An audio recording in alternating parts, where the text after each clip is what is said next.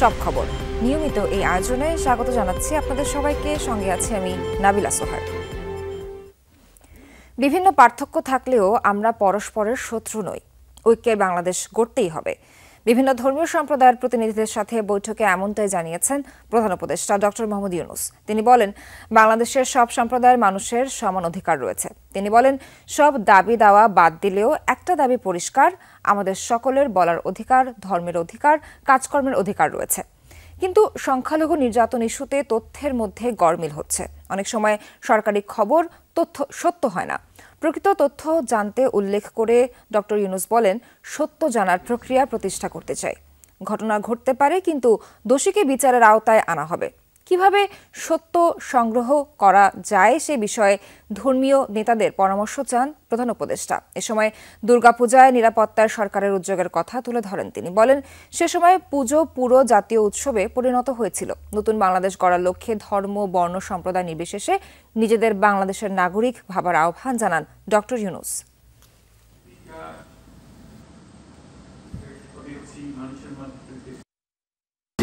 আমরা পাচ্ছি সেই তথ্য ভুল হতে পারে, তথ্যের উপরে ভরসা করে বসে থাকতে কিছু নাই। এটা অঙ্গের মতো বসে থাকা না, আমাদেরকে ভেতরে গিয়ে দেখতে হবে প্রকৃত ঘটনাটা। তথ্যের মধ্যে গরমিল কেন? তা কি ওরা যা বলছে সেটা মিথ্যা প্রচার, আমরা যা বলছি সেটা মিথ্যা প্রচার? সত্যটা কোথায়? প্রথম কথা হলো, আমাদের লক্ষ্যের মধ্যে কোনো ফারাক নেই, কোনো প্রমাণ নাই। এটা আপনাদেরকে নিশ্চিত করেন। এখন তথ্যগুলো কিভাবে আমরা পাবো, ঘটনা ঘটছে সেটা জানা। বিকেলে বেলি রোডের ফরেন সার্ভিস একাডেমি থেকে আরও জানাতে যোগ দিচ্ছেন সহকর্মী আকলাক মুস্তাফা। যাচ্ছি সাফার কাছে। সাফা, একটু জানাবেন যে সংলাপে কারা কারা অংশ নিচ্ছেন এবং প্রধান উপদেষ্টা তাদেরকে কি কি বলেছেন, কি জানতে পেরেছেন এ পর্যন্ত?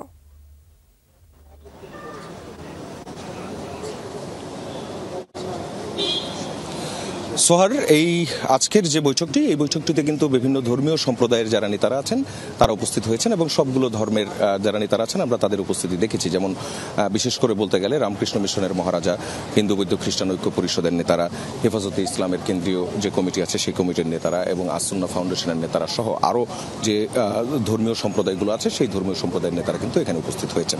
আপনি কিছুক্ষণ আগে ডক্টর মোহাম্মদ ইউনূসের প্রধান উপদেষ্টার যে বক্তব্য শুনলেন সেটি হচ্ছে যে বৈঠকটি যখন শুরু হয় সেই বৈঠকটির শুরুতে প্রারম্ভে তিনি যে সূচনা বক্তব্য দিয়েছেন সেই সূচনা বক্তব্যটি এরপর কিন্তু এখন বিভিন্ন নেতারা যারা আছেন তাদের বক্তব্য শুনছেন এবং তারা কি চান এই বিষয়গুলো জানা হচ্ছে। প্রধান উপদেষ্টা যে আহ্বানটি করেছেন সেটি হচ্ছে ধর্মের পার্থক্য থাকলেও, মতের পার্থক্য থাকলেও দেশের ইস্যুতে সবাইকে এক হওয়ার আহ্বান জানিয়েছেন এবং তিনি যেই ভাবে কথাটি শুরু করেছেন সেটি হচ্ছে তিনি যখন 8 আগস্ট তিনি বাংলাদেশে আসেন এবং আসার পর তিনি যখন দায়িত্বটা নেন এবং সেই দায়িত্ব নেওয়ার সঙ্গে সঙ্গেই সংখ্যালঘুদের উপর নির্যাতন হচ্ছে এমন একটি অভিযোগ প্রথম উত্থাপিত হয় এবং সেই অভিযোগের উপর ভিত্তি করে তিনি বলেন যে তার সরকার এই যে বিষয়গুলো খতিয়ে দেখার চেষ্টা করেছেন এবং তার সামনেই কিন্তু দুর্গাপূজা ছিল এবং সেই দুর্গাপূজা নিয়েও এক ধরনের দুশ্চিন্তা ছিল এবং সেই দুশ্চিন্তাও কিন্তু তারা কাটিয়ে উঠেছেন এবং সফলভাবে শান্তিপূর্ণভাবে এদেশের মানুষ তারা সবসময় যেরকম সেকুলারিজমে বিশ্বাস করে এবং তারা যেরকম সেকুলার এবং এরই কিন্তু প্রমাণ দিয়েছে তেমনটাই কিন্তু তিনি বলেছেন। এবং তিনি বলেছিলেন যে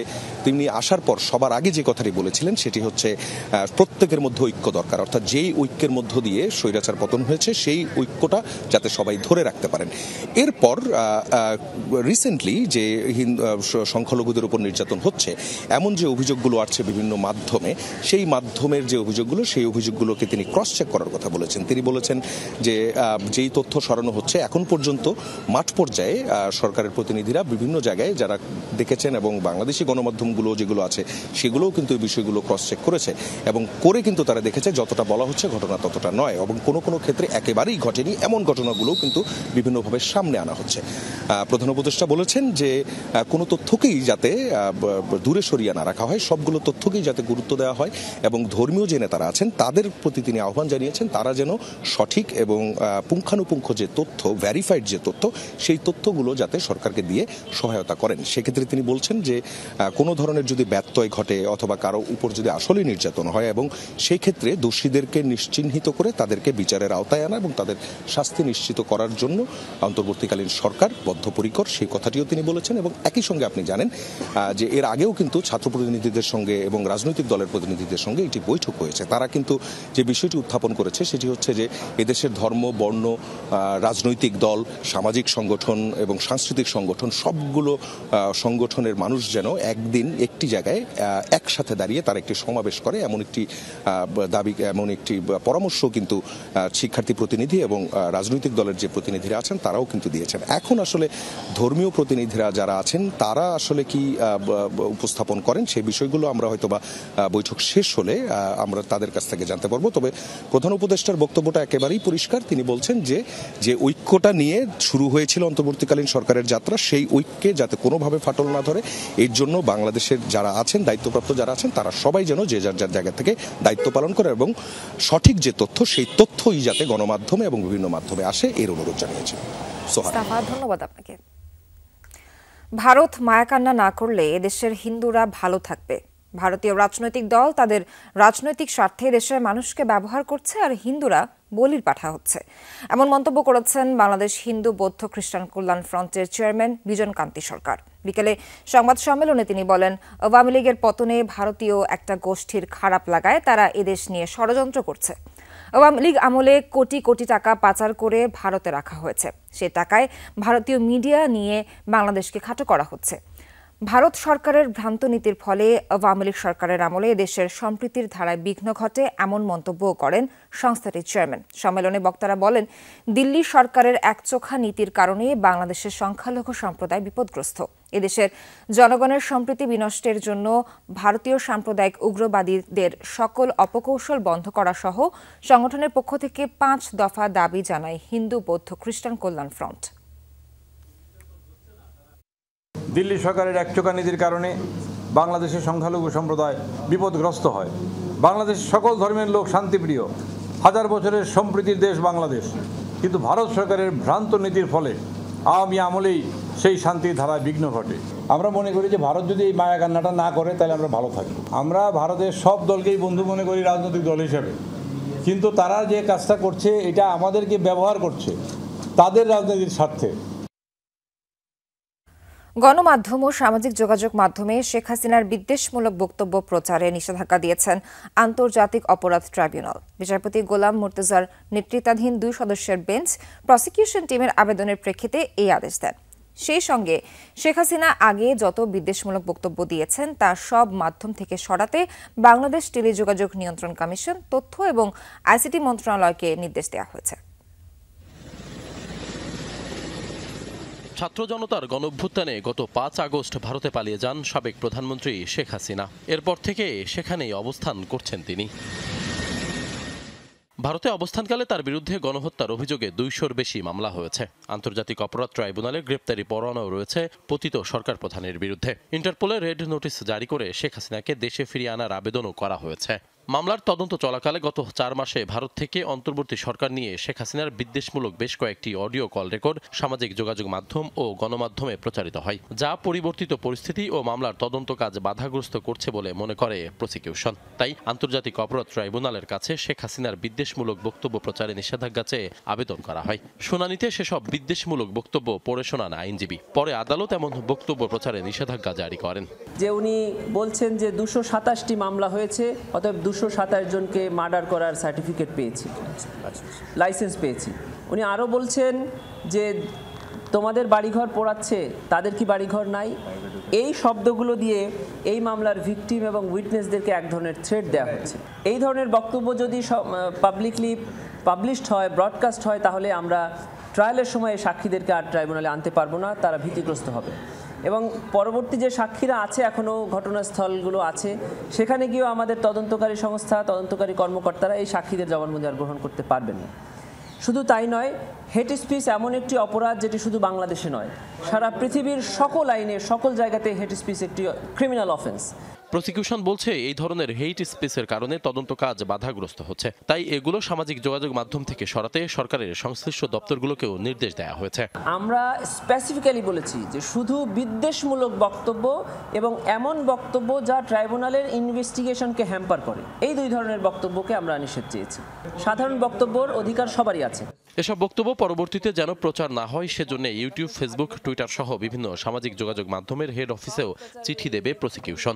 আমাদের কোর্টের যে অর্ডার আছে সেই অর্ডারটা আমরা লিখিতভাবে ফেসবুক, টুইটার, ইউটিউব সহ যেগুলো ইন্টারন্যাশনাল সোশ্যাল মিডিয়া আছে এখানে আমরা আমাদের ট্রাইব্যুনালের আদেশটা পৌঁছাবো এবং তাদেরকে লিখিত জানাবো এগুলো ইন্টারন্যাশনাল হিউম্যান রাইটস স্ট্যান্ডার্ড অনুযায়ী এগুলো হেট স্পিচ। গেল 18 নভেম্বর, জুলাই, আগস্টের গণহত্যার ঘটনায় দায়ের করা মামলায় শেখ হাসিনার বিরুদ্ধে তদন্ত কাজ আগামী 17 ডিসেম্বরের মধ্যে শেষ করার নির্দেশ দিয়েছে আন্তর্জাতিক অপরাধ ট্রাইব্যুনাল। আশিক মাহমুদ, যমুনা নিউজ, ঢাকা। শেখ হাসিনাকে ফিরিয়ে আনার উদ্যোগ নিতে পররাষ্ট্র মন্ত্রণালয় এখনও কোনো নির্দেশনা পায়নি বলে জানিয়েছেন পররাষ্ট্র মন্ত্রণালয়ের মুখপাত্র রফিকুল আলম। বিকেলে পররাষ্ট্র মন্ত্রণালয়ের সাপ্তাহিক ব্রিফিংয়ে একথা জানান তিনি। বলেন, ভারতের পররাষ্ট্র সচিবের ঢাকা সফরে দ্বিপাক্ষিক সব বিষয়েই আলোচনা হবে। এর মধ্যে বাণিজ্য, পানি বন্টন ইস্যু থাকবে বলে জানান তিনি। তিনি আরও জানান, যুক্তরাষ্ট্রের প্রেসিডেন্ট পরিবর্তন হলেও দেশটির পররাষ্ট্রনীতি অপরিবর্তিত থাকে। এর ফলে বাংলাদেশের সাথে সম্পর্কের কোনো প্রভাব পড়বে না বলেও জানান তিনি। এছাড়া 9 ডিসেম্বর ইইউ অনাবাসী রাষ্ট্রদূতরা প্রধান উপদেষ্টার সাথে বৈঠক করবেন। এই বৈঠকে রোহিঙ্গা, জলবায়ু, ইউরোপীয় ইউনিয়নের সঙ্গে সম্পর্ক, জিএসপি প্লাস বিষয়ে আলোচনা হবে বলে জানান পররাষ্ট্র মন্ত্রণালয়ের মুখপাত্র। মন্ত্রণালয় সবসময় যাদেরকে ফেরত আনার জন্য পরিকল্পনা করে তাদের জন্য একটা দাপ্তরিক চিঠি ইস্যু করে। দাপ্তরিক চিঠিতে তাদেরকে বলে দেওয়া হয় মন্ত্রণালয় ফেরত আসার জন্য। নিজ স্ত্রীর ভারতীয় শাড়ি ছুঁড়ে ফেলে এবং আগুন দিয়ে সে দেশের পণ্য বর্জনে ডাক দিয়েছেন বিএনপির সিনিয়র যুগ্ম মহাসচিব রিজভী আহমেদ। আরেক নেতা জয়নুল আবদিন ফারুক বলেছেন, শেখ হাসিনা ভারতে অবস্থান করায় সে দেশের উগ্রবাদীরা উৎসাহ পাচ্ছে। আর দলটির স্থায়ী কমিটির সদস্য ডক্টর মঈন খানের মতে, ভারত বাংলাদেশের জনগণের বন্ধুত্ব মেনে নিতে পারে না সে দেশের রাজনীতিক, নীতি নির্ধারক ও নিরাপত্তা সংশ্লিষ্টরা। ফারাক্কা অভিমুখে লং মার্চ করার কথাও বলেন তিনি। আমার স্ত্রী আমাকে দিয়েছে একটি শাড়ি, ইন্ডিয়ান শাড়ি আছে, সে নিজেই এই শাড়ি দিয়েছে, এইটা আজকে আপনাদের সামনে ছুঁড়ে ফেললাম।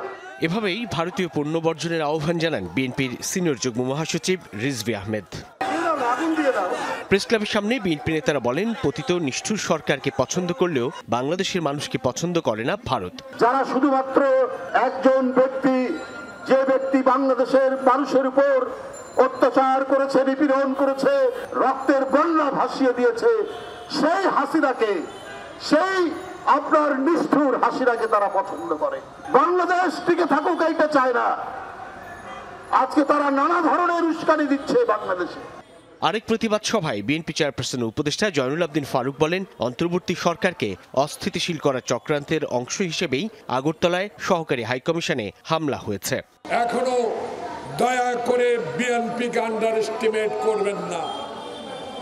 বিএনপিকে আপনারা -2 ফর্মুলার দিকে নিয়ে যাবেন না। আর বিলম্ব নয়, এই সকল ষড়যন্ত্রের রুখতে হলে জনপ্রতিনিধি দরকার। দুপুরে প্রেস ক্লাবে বাংলাদেশের নদী পানির অধিকার আন্দোলন ও আন্তর্জাতিক ফারাক্কা কমিটির নেতা আতিকুর রহমান শালুর স্মরণ সভায় যোগ দেন বিএনপির স্থায়ী কমিটির সদস্য ডক্টর মঈন খান। হুঁশিয়ার করেন ফারাক্কা অভিমুখে লং মার্চ করার। আমি ঐক্য করতে গিয়ে যদি আবার নতুন করে বাকশাল করে ফেলি তাহলে কিন্তু সেই ঐক্যে কাজ হবে না। আমরা আবার একটি তৃতীয় ফারাক্কা মার্চ করে আমাদের বন্ধু রাষ্ট্রকে জানিয়ে দেয় যে আমরা মানুষের কল্যাণে বিশ্বাস করি। বাংলাদেশ যদি অস্থিতিশীল হয়, বাংলাদেশের যদি নিরাপত্তা ঝুঁকির মধ্যে পড়ে, ভারতের নিরাপত্তাও কিন্তু ঝুঁকির মধ্যে কিন্তু পড়ার আশঙ্কা আছে। সমস্ত কার্ড কেবল আপনাদের হাতে নেই, বাংলাদেশের হাতেও কিছু কার্ড আছে। এটাকে বিবেচনার মধ্যে এটাকে নেওয়া দরকার। পাশের বাড়িতে যদি আগুন লাগে, সে আগুন কিন্তু আপনার ঘরেও কিন্তু এসে পড়তে পারে। বন্ধু রাষ্ট্রের সঙ্গে সংকটময় অবস্থা থেকে মুক্তি পেতে রাজনীতি, কূটনীতি ও তথ্য প্রযুক্তির ব্যবহারের পরামর্শ দেন নেতারা। এই সত্যকে মেনে নিতে পারে না যে বন্ধুত্ব দুটি রাষ্ট্রের মানুষের মধ্যে হবে, দুটি রাষ্ট্রের সরকারের মধ্যে না। সাইফুদ্দিন রবিন, যমুনা নিউজ, ঢাকা।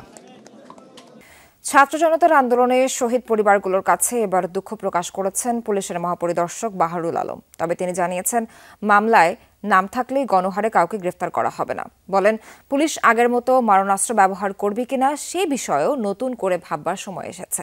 সকালে পুলিশ সদর দপ্তরের সংবাদ সম্মেলনে আইজিপি বলেন, সুষ্ঠু নির্বাচনের পরিবেশ তৈরিতে বাহিনী কাজ করছে।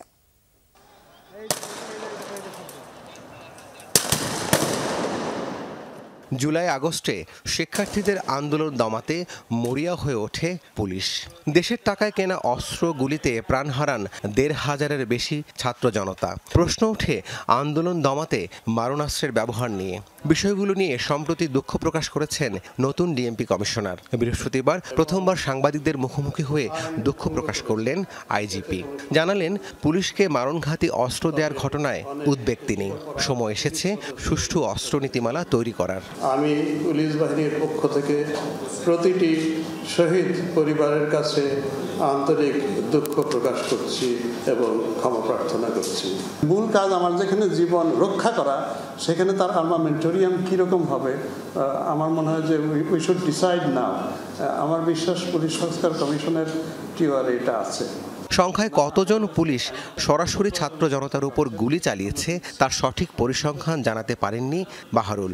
বলেছেন, যারা গুলি চালিয়েছে আর যাদের নির্দেশে হত্যাকাণ্ড ঘটেছে তারা এর দায় এড়াতে পারবে না। হি ওয়াজ অ্যাকিউজিং মি, স্যার কেন আমাকে গুলি করলেন? আমি তো শুধু ভ্যান চালাই, আমি তো কোনো কিছুতে সাথে পাচ্ছে নাই, আমাকে কেন গুলি করলেন?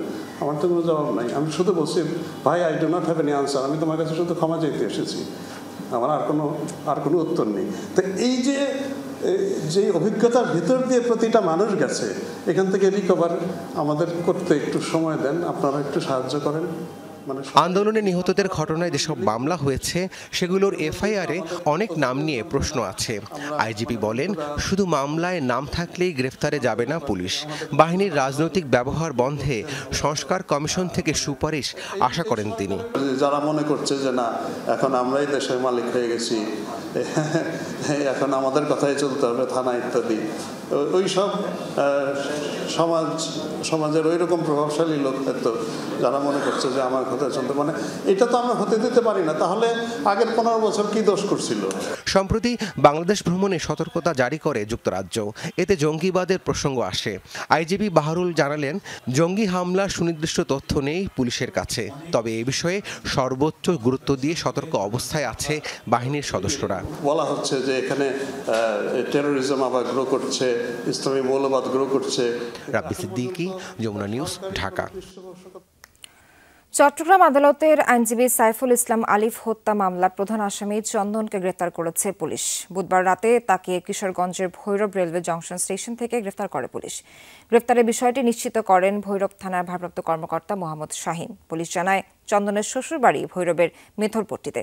গতকাল চট্টগ্রাম থেকে সন্ধ্যায় ভৈরব স্টেশনে পৌঁছায় চন্দন। তথ্য প্রযুক্তির সহায়তায় তাকে গ্রেফতার করা হয়। পরে চট্টগ্রাম থানা পুলিশের কাছে তাকে হস্তান্তর করে ভৈরব থানা পুলিশ। ২৬ নভেম্বর চট্টগ্রামে আইনজীবী সাইফুল ইসলাম আলিফকে হত্যা করা হয়। সে ঘটনায় আলিফের বাবা কোতোয়ালি থানায় ৩১ জনের নাম উল্লেখ সহ এবং অজ্ঞাত ১০ থেকে ১৫ জনকে আসামি করে মামলা করেন। সে মামলার প্রধান আসামি চন্দন। চট্টগ্রামের অ্যাডভোকেট সাইফুল ইসলাম আলিফ হত্যা মামলার প্রধান আসামি চন্দনকে আমরা গতকাল রাত্রে 12:15টার দিকে গোপন সংবাদের ভিত্তিতে রেলওয়ে স্টেশন থেকে গ্রেপ্তার করি। তাদের জিজ্ঞাসাবাদে জানা যায় যে সে তার শ্বশুরবাড়ি এখানে মেথরপট্টি, ভৈরবের মেথরপট্টিতে শ্বশুরবাড়ি যাওয়ার জন্য প্রস্তুতি নিচ্ছিল। দুর্নীতি, চাঁদাবাজি, ঘুষ এখনো বন্ধ হয়নি। এটা সরকারের ব্যর্থতা বলে মন্তব্য করেছেন এলডিপির সভাপতি অবসরপ্রাপ্ত কর্নেল অলি আহমদ।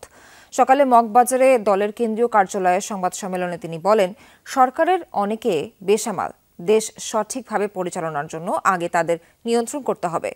বিভিন্ন পদে ফ্যাসিবাদের দোসরদের পদায়ন করা হচ্ছে বলে অভিযোগ করেন অলি আহমদ। বলেন, এভাবে কাঙ্ক্ষিত লক্ষ্য অর্জিত হবে না। পুলিশ সহ আইন শৃঙ্খলা বাহিনী দায়িত্ব পালন না করলে কঠোর ব্যবস্থা নেওয়ার আহ্বান জানান তিনি। মমতার বক্তব্যের বিষয়ে তিনি বলেন, ভারতে মুসলিমদের উপর যে অত্যাচার হচ্ছে সেজন্য বরং সেখানেই জাতিসংঘ শান্তিরক্ষী বাহিনী মোতায়েন করা উচিত। বিতর্কিত অনেক লোকদেরকে আপনারা সম্পৃক্ত করেছেন। হাসিনার তাবেদার বাহিনীরা এখনো সরকারি চাকরিতে বহাল আছে। আপনারা কিন্তু এখন একটার পাশে একটা শূন্য যোগ করতেছেন, দালালদেরকে বিভিন্ন জায়গায় পদায়ন করছেন। তাদের কাছ থেকে নতুন জেনারেশনের জন্য মঙ্গল কিছু কামনা করবেন না। আমি অনুরোধ করব, শক্ত হাতে ধরুন, না হলে ফসকে যাবে। টিআইবি সেরা অনুসন্ধানী প্রতিবেদকের পুরস্কার পেয়েছেন যমুনা টেলিভিশনের জ্যেষ্ঠ প্রতিবেদক আলামিন হক অহন। দুপুরে রাজধানী বঙ্গবন্ধু আন্তর্জাতিক সম্মেলন কেন্দ্রে এক জমকালো অনুষ্ঠানে তার হাতে পুরস্কার তুলে দেওয়া হয়। নারী ও শিশু অধিদপ্তরের সেলাই মেশিন প্রকল্পে কোটি টাকার দুর্নীতি বিষয়ে প্রতিবেদনের জন্য তিনি এ পুরস্কার অর্জন করেছেন। অনুসন্ধানী সাংবাদিকতাকে উৎসাহিত করতে 1999 সাল থেকে সাংবাদিকদের পুরস্কৃত করছে ট্রান্সপারেন্সি ইন্টারন্যাশনাল বাংলাদেশ। এবছর অনুসন্ধানী সাংবাদিকতার পুরস্কার প্রদানের 25তম বার্ষিকী উদযাপন করল ট্রান্সপারেন্সি ইন্টারন্যাশনাল বাংলাদেশ। বিশিষ্ট জনদের উপস্থিতিতে পুরস্কার প্রদান অনুষ্ঠানে যোগ দেন আমন্ত্রিত সাংবাদিকরা। যমুনা টেলিভিশনের সিনিয়র রিপোর্টার আল আমিন হক অহন পেয়েছেন সম্মানজনক এই পুরস্কার। তার সাথে এই সম্মাননা পেয়েছেন দ্য ডেইলি স্টারের জাইমা ইসলাম, চট্টগ্রাম ভিত্তিক সংবাদপত্র 21 পত্রিকার সাংবাদিক শরীফুল ইসলামও। চ্যালেঞ্জ ছিল, বিশেষ করে রিপোর্টটি করতে গিয়ে নানামুখী বাধা এসেছে, সেগুলো অতিক্রম করে শেষ পর্যন্ত রিপোর্টটা আলোর মুখ দেখেছে এবং সেটির পুরস্কার আমি পেলাম। নিঃসন্দেহে দুর্দান্ত, এবং টিআইবির এই পুরস্কারটার জন্য অনেকেই মুখিয়ে থাকেন, আমিও মুখিয়েছিলাম। শেষ পর্যন্ত সেটি এখন আমার হাতে। বেশি দায়িত্ব সহকারে পরবর্তী কাজগুলো বা অনুসন্ধানী কাজগুলো, আমি যে অনুসন্ধানী রিপোর্টগুলো করি সেগুলোতে আরও দায়িত্বশীলতার বেড়ে গেল আমার এই পুরস্কার পাওয়ার মাধ্যমে। পুরস্কার ঘোষণার আগে প্যানেল আলোচনায় যোগ দেন আলোচকরা। প্রধান উপদেষ্টার প্রেস সচিব শফিকুল আলম বলেন, গণমাধ্যমের স্বাধীনতা যেন প্রাতিষ্ঠানিক রূপ পায় সে লক্ষ্যে কাজ করছে অন্তর্বর্তী সরকার। আমরা কোনো মিডিয়াকে প্রমোট করছি না, কোনো মিডিয়ার এগেনস্টে নামছিও না, কাছা খুলে নামছিও না। আমরা কাউকে কোনো জায়গায় বসাচ্ছি না। কেউ যদি বলেন যে এই প্রতিষ্ঠানে আমাদের লোকগুলোকে আমরা অ্যাপয়েন্টমেন্ট দিয়েছি, এটা একটা ডাহা মিথ্যা। আলোচনায় উঠে আসে অনুসন্ধানী সাংবাদিকতার নানা প্রতিবন্ধকতা।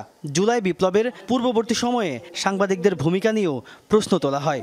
উদ্বোধনী আয়োজনে টিআইবির নির্বাহী পরিচালক বলেন, আগের চাইতে অনুসন্ধানে আগ্রহ বেড়েছে সাংবাদিকদের। আমরা খুব প্রগতি করে ফেলেছি সেটা বলবো না, তবে আগের তুলনায় আমরা যদি ফিরে তাকাই অবশ্যই খুব আমি বলবো যে সাহসের সাথে এবং কনফিডেন্সের সাথে আমরা বলতে পারি যে আমরা এগিয়েছি। আমাদের বাংলাদেশে অনুসন্ধানী সাংবাদিকতার দক্ষতা বেড়েছে, আগের তুলনায় আগ্রহ বেড়েছে এবং তার গ্রহণযোগ্যতা বেড়েছে, যার মাধ্যমে অনেক ক্ষেত্রে ইতিবাচক পরিবর্তন হয়েছে। অনুসন্ধানী সাংবাদিকতাকে উৎসাহিত করতে সংস্থাটির বিভিন্ন কার্যক্রমের বিষয়ে আলোকপাত করেন দুর্নীতি দমন কমিশন সংস্কার কমিশনের প্রধান তাজ নূর ইসলাম, যমুনা নিউজ, ঢাকা। ভারতের আসামে প্রকাশ্য স্থানে গরুর মাংস পরিবেশন ও খাওয়ার উপর পূর্ণ নিষেধাজ্ঞা জারি করা হয়েছে। বুধবার এ ঘোষণা দেন রাজ্যের মুখ্যমন্ত্রী হিমন্ত বিশ্ব শর্মা। বিজেপি দলীয় মুখ্যমন্ত্রী বলেন, হোটেল, রেস্তোরাঁ সহ প্রকাশ্য যে কোনো স্থানে গরুর মাংস খাওয়া এবং পরিবেশন করা যাবে না। রাজ্য মন্ত্রিসভার এক বৈঠকে এ সংক্রান্ত সিদ্ধান্ত নেওয়া হয়। গরুর মাংস খাওয়া সংক্রান্ত বিদ্যমান আইন সংশোধনের উদ্দেশ্যে বৈঠকটি করা হয়। নতুন বিধান যুক্ত করার উদ্দেশ্যে আইনটি সংশোধনের উদ্যোগ নেওয়া হয়। আগে মন্দিরের 5 কিলোমিটারের মধ্যে গরুর মাংস পরিবেশন বা খাওয়ার উপর নিষেধাজ্ঞার বিধান ছিল। মাঝ সমুদ্রে ডুবে যাওয়া ভারতীয় কার্গো জাহাজের ক্রুদের উদ্ধার করল পাকিস্তানের নৌবাহিনী। বুধবার ইরান থেকে গুজরাটের বন্দরনগরী পোরবান্দারে ফিরছিল MSV আলপিরানিপির নামের জাহাজটি। সে সময় ভারতের জলসীমা অতিক্রম করে পাকিস্তানের এক্সক্লুসিভ ইকোনমিক জোনে প্রবেশের পর ডুবে যায় এটি। ক্রুদের উদ্ধারে সহায়তার জন্য মুম্বাই থেকে যোগাযোগ করা হয় পাকিস্তান সিকিউরিটি এজেন্সি PMS এর সাথে। ভারতীয় জাহাজ আর ক্রু সদস্যদের উদ্ধারে তৎক্ষণাৎ যৌথ অভিযান চালায় পাকিস্তান। জীবিত উদ্ধার করা হয় জাহাজে থাকা সবাইকে। উদ্ধারকৃতদের ভারতীয় কোস্ট গার্ডের কাছে হস্তান্তর করা হয়েছে বলে জানিয়েছে কর্তৃপক্ষ। বিদ্রোহী কবি কাজী নজরুল ইসলামকে বাংলাদেশের জাতীয় কবি হিসেবে ভূষিত করে প্রজ্ঞাপন প্রকাশের প্রস্তাব অনুমোদন করা হয়েছে। রাজধানী তেজগাঁওয়ে অন্তর্বর্তী সরকারের প্রধান উপদেষ্টার কার্যালয়ে উপদেষ্টা পরিষদের বৈঠকে এই সিদ্ধান্ত হয়। এছাড়া নিউজিল্যান্ডের রাজধানী ওয়েলিংটনে বাংলাদেশের হাইকমিশন স্থাপনের প্রস্তাব অনুমোদন করেছে অন্তর্বর্তী সরকারের উপদেষ্টা পরিষদ। বৈঠকে সভাপতিত্ব করেন অন্তর্বর্তী সরকারের প্রধান উপদেষ্টা ডক্টর মোহাম্মদ ইউনূস। পরে মন্ত্রিপরিষদ বিভাগ থেকে বৈঠকের সিদ্ধান্ত জানানো হয়। মন্ত্রিপরিষদ বিভাগ বলেছে, বাংলাদেশের বহুমাত্রিক স্বার্থ তথা রাজনৈতিক, কৌশলগত, বাণিজ্যিক, অর্থনৈতিক, শিক্ষা, প্রবাসী কল্যাণ ইত্যাদি বিবেচনায় রেখে নিউজিল্যান্ডের রাজধানী ওয়েলিংটনে একটি পূর্ণাঙ্গ মিশন স্থাপন করা সময়োপযোগী সিদ্ধান্ত হবে। তবে এ বিষয়ে যাবতীয় ব্যয় পরবর্তী অর্থবছরে নির্বাহ করা হবে। রাজধানীতে ছিনতাইয়ের ঘটনা নতুন নয়, তবে এবার তুরাগ থানা এলাকায় এসিড নিক্ষেপ করে ছিনতাইয়ের নতুন ধরন দেখা গেছে। এক মা ও তার 2 বছরের সন্তানকে এসিড মেরে ছিনতাইয়ের ঘটনা ঘটেছে। এসিডে সে নারীর চেহারা বিকৃত হওয়ার পাশাপাশি একটি চোখ নষ্ট হয়ে গেছে, আর একটি চোখও মারাত্মকভাবে ক্ষতিগ্রস্ত। তার কোলে থাকা 2 বছরের সন্তানও দগ্ধ হয় এসিডে। এই ঘটনায় নাইম ওরফে বাবু নামে একজনকে গ্রেপ্তার করেছে পুলিশ। গত 21 নভেম্বরের ঘটনা। তুরাগ থানা তারা মার্কেট এলাকায় ভাসুরের বাসায় যাচ্ছিলেন সাথী রানী। কোলে ছিল তার 2 বছরের কন্যা সন্তান মিজু রানী। বাসার গেইটে পৌঁছালে নাইম নামে এক ছিনতাইকারী তার গতিরোধ করে। রহিম নামে কাউকে চেনেন কিনা এমন প্রশ্নে সাথীকে বিভ্রান্ত করে সে। কিছু বুঝে ওঠার আগেই এসিড নিক্ষেপ করে ছিনিয়ে নেয় স্বর্ণের চেইন। ঝলসে যান সাথী ও তার সন্তান।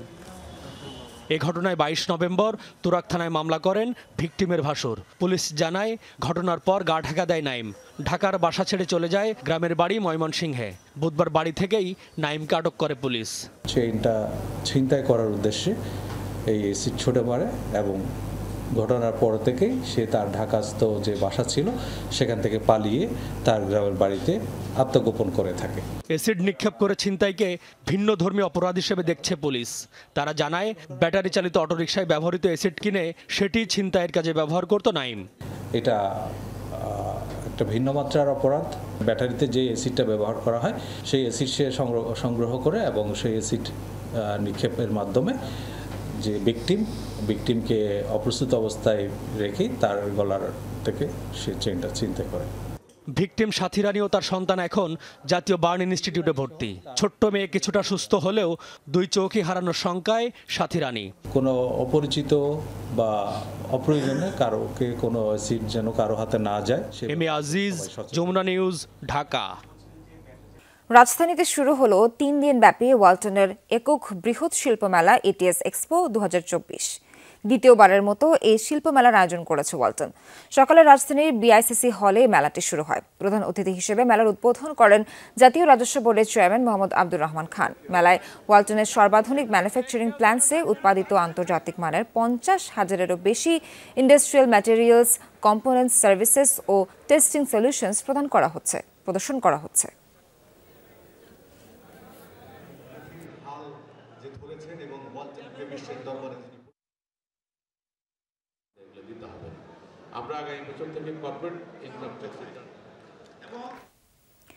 সাহিত্যের ভাষার হোক জাগরণ প্রতিপাদ্য নিয়ে সাউথ ইস্ট ইউনিভার্সিটিতে হয়ে গেল লিটারেচার অলিম্পিয়াড। 2 দিন ব্যাপী এই আয়োজনের আজই ছিল শেষ দিন। বিশ্ববিদ্যালয় ল্যাঙ্গুয়েজ অ্যান্ড লিটারেচার ক্লাবের আয়োজিত এই অনুষ্ঠানের সার্বিক সহযোগিতায় ছিল ইয়ামাহা, এসিআই মোটরস।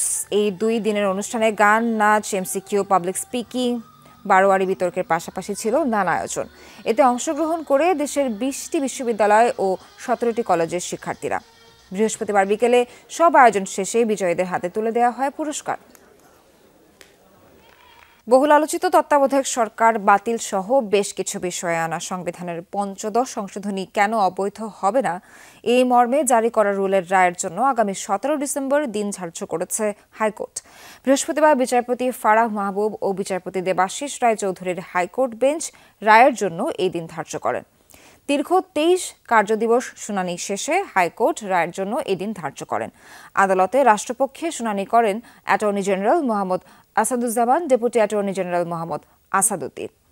রিটকারী বদিউল আলমের পক্ষে শুনানি করেন সিনিয়র আইনজীবী ডক্টর শরীফ ভূঁইয়া। বিএনপির পক্ষে শুনানি করেন সিনিয়র আইনজীবী জয়নুল আবেদিন, ব্যারিস্টার বদরুদ্দোজা বাদল, ব্যারিস্টার রুহুল কুদ্দুস কাজল, অ্যাডভোকেট ফারজানা শারমিন পুতুল। জামায়াতের পক্ষে শুনানি করেন অ্যাডভোকেট মোহাম্মদ শিশির মুনির, ব্যারিস্টার এহসান সিদ্দিকী। আইনজীবীদের প্রত্যাশা রায় বাতিল হবে পঞ্চদশ সংশোধনী। এতে তত্ত্বাবধায়ক সরকার ব্যবস্থা ফিরে আসার পাশাপাশি গণতন্ত্র পুনরুদ্ধার হবে।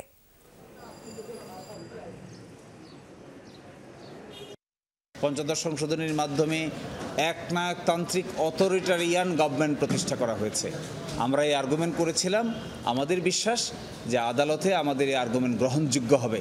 আমরা এক্সপেক্ট করি কেয়ারটেকার গভর্নমেন্ট সিস্টেম আবার রেস্টোর হবে, পুনঃপ্রবর্তন হবে এবং এরই মাধ্যমে বাংলাদেশের democratic atmosphere, proper election mechanism পুনঃপ্রতিষ্ঠিত হবে। বাংলাদেশের বিশেষ অর্থনৈতিক অঞ্চল সহ বিভিন্ন খাতে বিনিয়োগ করতে মালয়েশিয়ার বিনিয়োগকারীদের প্রতি আহ্বান জানিয়েছেন রাষ্ট্রপতি মোহাম্মদ শাহাবুদ্দিন। সকালে বঙ্গভবনে বাংলাদেশে নবনিযুক্ত মালয়েশিয়ার হাইকমিশনার রাষ্ট্রপতির কাছে পরিচয়পত্র পেশ করলে রাষ্ট্রপতি আহ্বান জানান। মালয়েশিয়ার নতুন হাইকমিশনারকে স্বাগত জানিয়ে রাষ্ট্রপতি মোহাম্মদ শাহাবুদ্দিন বলেন, মালয়েশিয়ার সাথে বাংলাদেশের বাণিজ্য বিনিয়োগ সহ দ্বিপাক্ষিক সম্পর্ক অত্যন্ত চমৎকার। বাংলাদেশের শ্রমশক্তি উভয় দেশের অর্থনৈতিক উন্নয়নে গুরুত্বপূর্ণ ভূমিকা রাখছে। তালিকাভুক্ত যে 18,000 শ্রমিক নির্ধারিত সময়ে মালয়েশিয়ায় যেতে পারেননি, তারা যেন মালয়েশিয়ায় যেতে পারেন সেই লক্ষ্যে কার্যকর পদক্ষেপ নিতে রাষ্ট্রপতি মালয়েশিয়া সরকারের প্রতি অনুরোধ জানান। এর আগে বঙ্গভবনে পৌঁছালে প্রেসিডেন্ট গার্ড রেজিমেন্টের একটি চৌকস দল হাইকমিশনারকে গার্ড অব অনার প্রদান করে।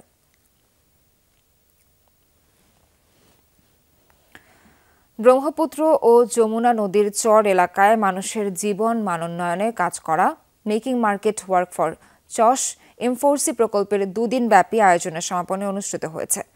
বগুড়ার পল্লী উন্নয়ন একাডেমির মিলনায়তনে সমাপনী অনুষ্ঠানে আয়োজকরা জানান, চরাঞ্চলের মানুষের সামগ্রিক আয় 14.5 মিলিয়ন বৃদ্ধির লক্ষ্য নিয়ে কাজ করছে M4C প্রকল্প।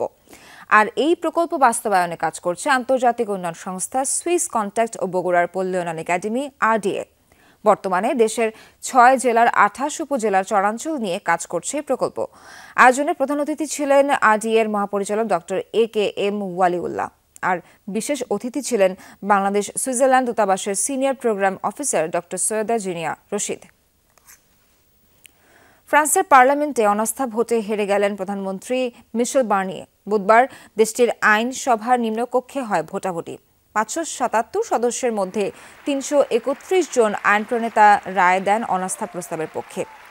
পাশের জন্য প্রয়োজন ছিল 288 ভোট।